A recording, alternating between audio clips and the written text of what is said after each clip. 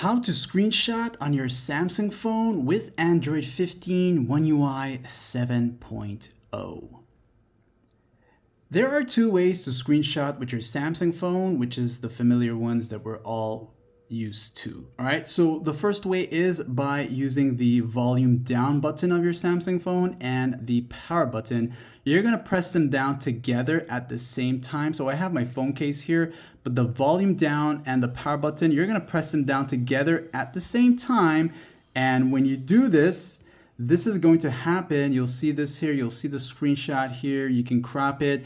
And of course, once it's done, it's going to fade out. That's going to enter into your gallery app from here, and it goes into screenshots section. Okay. Now, the next one is using this feature known as palm swipe to screenshot. You're going to take your palm like this here, and you're going to kind of gently go across like this, and it's going to screenshot. Now, to do this, for it to work, you need to turn on this feature. And to do that, go into the settings, tap here, and type in the words palm swipe here, palm swipe to screenshot, this right here. If you see the suggestion, go ahead and turn it on. Once you turn this on, you'll be able to do the palm swipe here to screenshot. All right, so that's going to be very useful.